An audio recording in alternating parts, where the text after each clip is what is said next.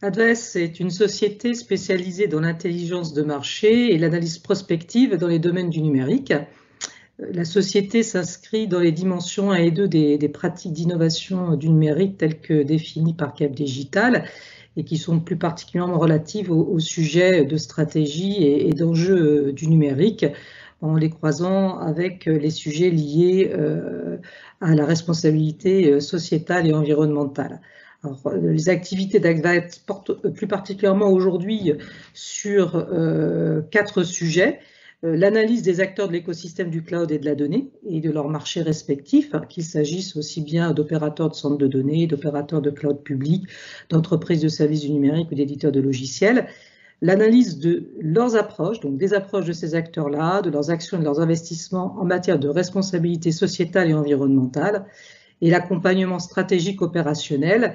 Et au-delà, la société aussi donc, a des activités de sensibilisation et d'acculturation à ces sujets sous forme d'intervention, de contribution à des groupes de travail et de prise de position. Les analyses conduites par la société sont disponibles sous forme d'études et de rapports, et l'accompagnement stratégique est généralement décliné sous forme de missions spécifiques de conseil.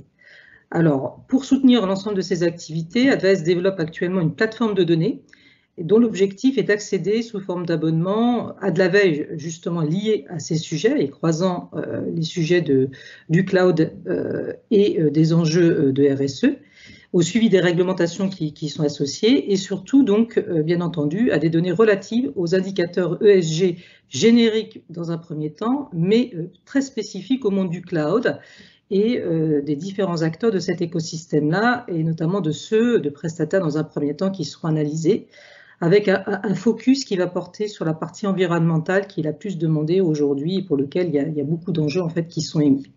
Alors l'objectif est de pouvoir suivre ces données dans le temps et de les comparer entre elles, prestataire par prestataire, sous forme de data visualisation, et puis d'accéder aussi à des rapports sur ces thématiques qui sont produits par Advance en direct et ou avec la contribution de ses clients. Donc cette plateforme doit vraiment permettre de comprendre et de comparer les stratégies RSE et ESG des prestataires de l'écosystème du cloud. Il y a une centaine d'indicateurs qui doivent y être référencés uniquement pratiquement pour la partie par exemple environnementale et de leurs solutions. Pour ce faire, il faut analyser des milliers de pages et d'informations publiques. Les données contenues dans cette base de données, vous le comprendrez pour des raisons de confidentialité, sont avant tout émises par les prestataires ou par des organismes tiers et sont analysées à travers de la data science, qui est un projet aussi qui est porté à travers cette plateforme. Les utilisateurs aujourd'hui de la plateforme, en fait, qui sont pressentis, sont des acteurs de l'écosystème, bien entendu, du cloud et de leurs partenaires, des clients, direction de système d'information, direction technique, direction des achats, direction aussi de la RSE d'entreprise, et également des investisseurs qui peuvent avoir un intérêt, en fait, dans l'exploitation de ces informations. Donc pour eux, en fait, il y a 4 grands cas d'usage qui ont été identifiés. C'est bien sûr identifier les indicateurs clés qui sont relatifs à ce secteur et les données de référence qui y sont associées. Comparer les pratiques dans le temps. On est sur un marché qui va très très vite et donc c'est très compliqué en fait de pouvoir les suivre et les comparer dans le temps sur les mêmes bases.